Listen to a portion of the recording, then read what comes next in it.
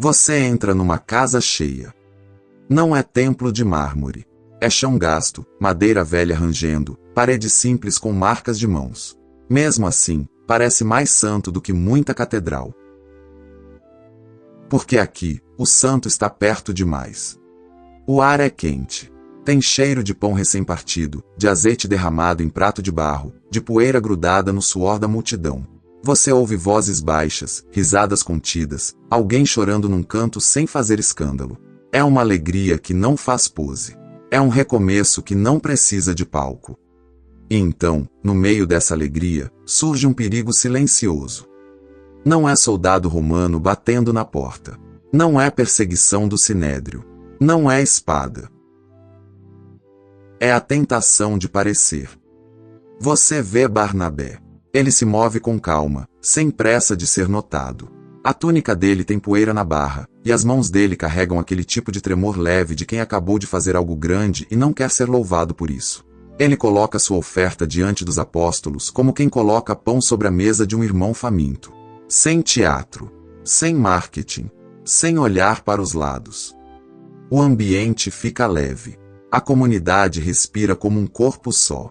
Gente simples, gente ferida, gente curada. A fé aqui tem cheiro de comida repartida e de contas pagas pela misericórdia. Mas você sente. Como se um vento invisível passasse entre os ombros. A presença de Deus não é decoração. Ela pesa. Ela brilha. Ela expõe. E quando Deus está perto, até a sombra de uma mentira grita. A porta se abre com um rangido comprido. Um homem entra. A túnica bem ajeitada. O cabelo penteado com cuidado. Um sorriso pronto, do tipo que já ensaiou antes de chegar. Ele segura um saco de moedas. O couro está apertado com nó firme, e o metal lá dentro faz um som, bonito. Tilintar de prata. Som de generosidade. Som de admiração. O nome dele corre pela sala em sussurros, Ananias. Ele caminha até a frente, onde os apóstolos estão. A casa está tão cheia que você sente cotovelos encostando, respira o mesmo ar de gente que trabalha duro e agora descansa em Deus. Alguns rostos se viram para ele com expectativa, porque a notícia corre rápido, mais uma oferta, mais uma venda, mais uma ajuda, mais uma prova de que ninguém fica sem pão. Ananias levanta o saco e sente o peso do olhar da sala. Ele gosta desse peso. Ele sente como se isso levantasse a alma dele. Ele abre o nó. As moedas descem e beijam o chão com um som seco. Tilintam. E chamam atenção. Você percebe uma coisa. O problema não está no metal. Está no coração escondido atrás do metal. Não é só dinheiro. É imagem. A mente dele corre. Agora eles vão dizer meu nome. Agora vão me olhar como olharam Barnabé. Agora eu vou ser visto. E junto com essa fome de ser visto, vem um segredo frio. Ele vem de um campo, sim. Mas ele segura uma parte. Ele guarda. Ele esconde. E ele decide. Que vai mentir para o Espírito de Deus como se Deus fosse apenas gente. Você sente o coração apertar, porque a sala continua quente, mas de repente parece que alguém abre uma janela para um ar mais frio. Pedro não se levanta como juiz teatral. Ele não faz cena. Ele não grita. Ele apenas olha. E o olhar dele atravessa a pele, como se Deus acendesse uma lamparina dentro do peito de Ananias. O silêncio começa a crescer. Uma criança para de mexer no pão. Um homem para de coçar a barba. Uma mulher prende o fôlego. Pedro fala, e a voz dele não é raiva. É dor. É espanto. Como se ele perguntasse, como alguém, depois de ver Jesus ressuscitado, escolhe isso? Ele diz o nome. Ananias. E aí a pergunta cai como pedra no chão. Por que Satanás enche o teu coração para que mintas ao Espírito Santo, reservando parte do valor do terreno? Você sente o golpe. Porque Pedro não acusa de pouco. Ele acusa de falso. E como se isso não bastasse, Pedro continua, com uma clareza que queima. Conservando-o, não permaneceria para ti? E vendido, não estaria em teu poder? Porque formaste este desígnio em teu coração. A pergunta fica no ar como fumaça que não se dissipa. Por quê? Por que escolher o aplauso quando você tem a presença? Por que construir uma máscara quando Deus oferece uma casa? E então Pedro crava a frase que faz a sala inteira ficar pequena diante do céu. Não mentiste aos homens, mas a Deus. É nesse ponto que você percebe, não é Pedro contra Ananias. É a luz de Deus encontrando um canto escuro que se recusa a acender. Ananias tenta sustentar a pose.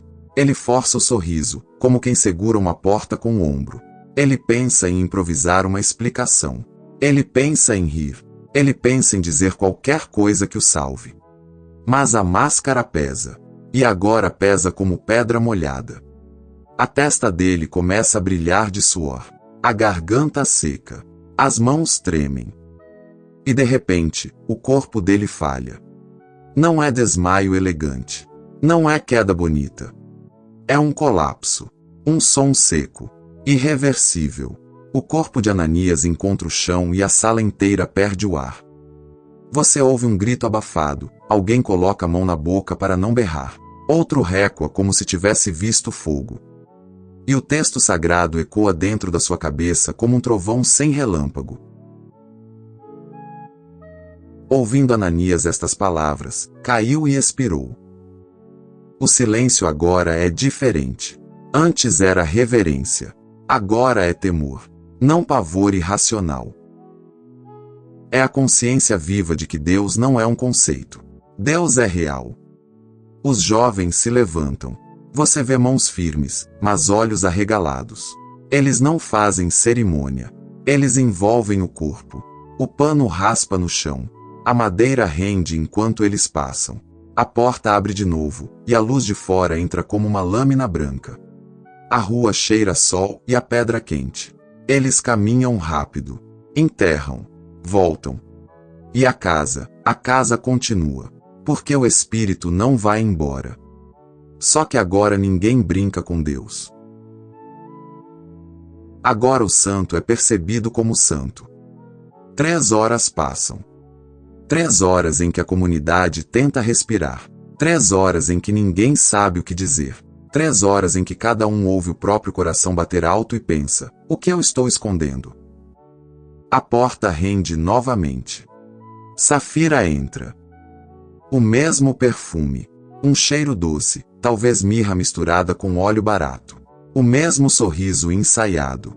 O mesmo passo seguro de quem acredita que está chegando para colher honra. Ela não sabe. Ela não vê a terra ainda grudada em sandálias de alguns jovens. Ela não percebe o olhar úmido de uma mulher no canto que acabou de presenciar algo grande demais. Safira olha em volta e procura o marido. Não o encontra. Mas ela segura o sorriso. Porque ela vem com a história pronta. Ela vem com o discurso alinhado. Ela vem com o número decorado. Pedro olha para ela. Não como um homem querendo humilhar uma mulher, mas como alguém que sabe que uma alma está prestes a cair num buraco que ainda dá tempo de evitar. E ele pergunta. A pergunta soa simples, quase cotidiana, mas carrega o peso do céu. Ele diz: Dize-me, vendestes portanto aquele terreno? E por um segundo existe uma porta aberta para a verdade. Ela poderia respirar fundo e dizer: não, não foi isso. Nós seguramos uma parte. Nós quisemos parecer. Mas você vê o orgulho dela se endireitar como coluna. Você vê o desejo de manter a imagem. Você vê o medo do que os outros vão pensar. E ela escolhe. Safira responde, com voz doce, com convicção ensaiada. Sim, portanto. É como assinar embaixo. É como carimbar a mentira. O silêncio responde antes do corpo. Pedro fala de novo, e agora a voz dele treme, não de medo, mas de lamento. Como se ele dissesse: por que vocês fazem isso com a própria alma? Ele diz: Por que entrastes em acordo para tentar o Espírito do Senhor? E então ele aponta para a porta, e a frase vem como vento frio. Eis aí à porta os pés dos que sepultaram teu marido, e eles também te levarão. Safira pisca. O sorriso falha. Os olhos procuram uma saída que não existe. E o corpo dela? O corpo dela também cede. A vida sai como lâmpada que apaga de repente. Ela cai aos pés de Pedro. Os jovens entram e encontram a cena. Você vê a expressão deles. Não é triunfo. É tremor. Eles envolvem o corpo mais uma vez. A mesma pressa. O mesmo peso. A mesma rua quente. O mesmo chão que recebe. E agora, a casa inteira. Todo mundo respira como quem esteve à beira de um abismo. O texto sagrado não suaviza. E sobreveio grande temor a toda a igreja e a todos quantos ouviram estas coisas. Temor. Não é medo de um Deus instável. Não é pânico de um Deus cruel. É a percepção de que o Deus que cura também é o Deus que é santo. O Deus que perdoa também é o Deus que não pode ser manipulado. E você sente isso na pele. Deus não é enganado. Deus não é comprado. Deus não é impressionado. Você olha para os rostos ali. Um homem aperta os próprios dedos como se quisesse garantir que está vivo. Uma mulher segura o filho e beija a testa dele, como se dissesse sem palavras, cresce com verdade. A atmosfera muda. Não fica pesada no sentido de opressão. Fica séria no sentido de realidade. Porque a graça não é Deus fingindo que não viu.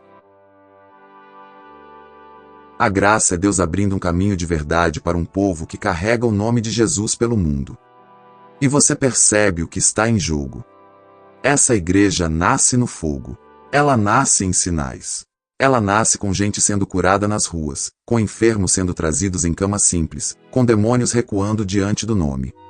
E se essa comunidade vira um teatro de aparência, ela morre por dentro antes mesmo de crescer por fora. A hipocrisia aqui não é um defeitinho. É veneno, porque ela transforma o espírito em cenário e o povo em plateia. Então o clímax não é a morte de Ananias e Safira. O clímax é a vida que Deus protege. Uma igreja onde o espírito não é decoração, é presença. E agora, sem que ninguém faça discurso, a história continua. Você vê pessoas se aproximando com mais cuidado. Não cuidado de se esconder, cuidado de ser verdadeiro. Você vê alguém que tem guardado um pecado antigo parar no meio do caminho, engolir seco, e voltar para o lugar de oração. Você vê outro que vive de elogio baixar os olhos e pedir para Deus arrancar essa fome doente. Porque quando o santo está perto, não adianta maquiar a alma. E deixa eu te levar para dentro de um ponto que a sala sente, sem precisar explicar com palavras difíceis. Ananias não cai porque dá pouco. Pedro mesmo diz, conservando-o, não permaneceria para ti. O campo é dele. O dinheiro é dele. Ninguém prende o braço dele. O que mata é a mentira. E a tentativa de vestir uma capa de consagração para ganhar aplauso. Você consegue ouvir, quase como se estivesse ali, a tentação sussurrando. Deus entende. Só ajusta a história. Só diz que foi tudo. Eles vão te amar mais. E essa voz? Essa voz tem cheiro de incenso falso. Agora, olha ao redor da casa. Ninguém está comemorando a queda de um casal. Não existe festa. Não existe bem feito. Existe tremor. Existe pranto. Existe um tipo de curadura, a cura do temor. Porque o temor cura a gente do vício de parecer. Você sente como se Deus estivesse dizendo, sem gritar. Eu amo vocês demais para deixar vocês construírem uma igreja baseada em mentira. E isso te alcança. Por que agora? A câmera vira.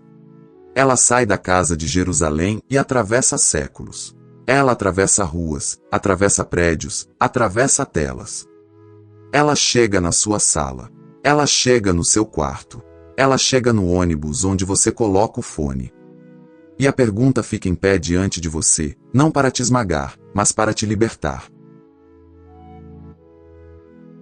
Você é verdadeiro?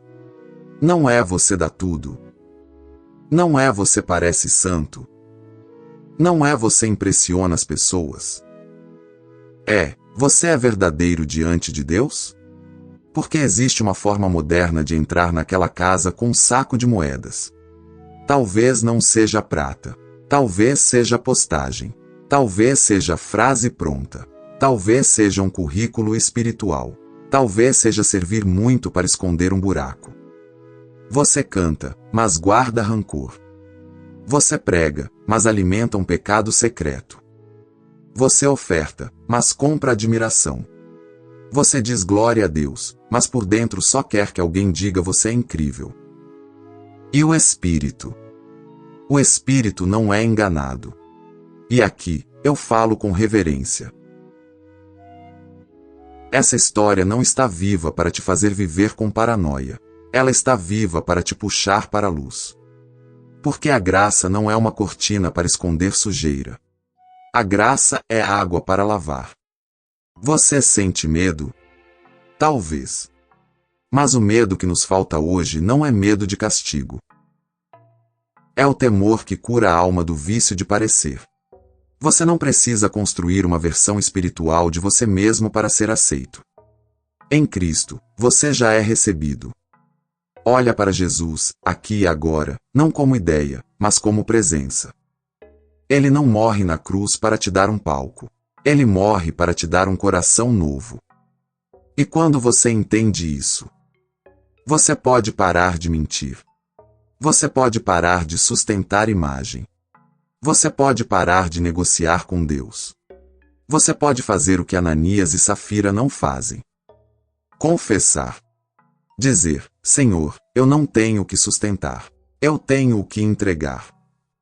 E aqui está o veredito espiritual que atravessa a casa e chega na sua vida. Deus protege a santidade do seu povo porque Ele ama a vida que Ele mesmo derrama sobre nós. Ele não está brincando de religião. Ele está formando uma família viva, marcada por verdade. E agora, o espelho. Quantas vezes você entra na presença de Deus com um saco de moedas invisível? Uma oferta de aparência. Um culto de performance. Uma santidade editada. Você consegue ouvir o Espírito te chamando, não com humilhação, mas com convite. Vem para a luz. Se você está cansado de fingir, isso é misericórdia. Se você está com medo de ser descoberto, isso é misericórdia. Se você está preso na necessidade de aplauso, isso é misericórdia. Porque o Espírito não vem para te expor e te abandonar. Ele vem para te expor e te curar. Agora, eu quero te convidar a responder. Aí onde você está, sem fórmula, sem maquiagem, sem frase pronta, fala com Deus. Fala com o Pai que vê no secreto. Senhor, eu não quero mentir para ti. Eu não quero uma fé de palco. Eu não quero ser visto por homens e invisível para o meu próprio coração. Eu abro minhas mãos. Eu abro minha história. Eu abro o que eu escondo. Me traz para a verdade. Me lava com o sangue de Jesus. Me enche do teu Espírito. Faz de mim alguém inteiro, alguém real, alguém teu. E se essa palavra te atravessa, não sai correndo como se nada tivesse acontecido. Fica mais um pouco. Respira. Pede temor. Pede pureza. Pede verdade. Porque em Cristo você não precisa mentir para ser aceito. Você pode ser trazido à luz para ser curado. O Espírito não vem para ser decoração na sua vida. Ele vem para habitar você. E agora, se você deseja caminhar com a palavra sem maquiagem, se inscreve no canal Palavra Pura. Aqui a gente não corre atrás de performance. A gente corre atrás de presença. E escreve nos comentários, com sinceridade. Senhor, me traz para a luz. Que o Santo esteja no meio de nós. Amém.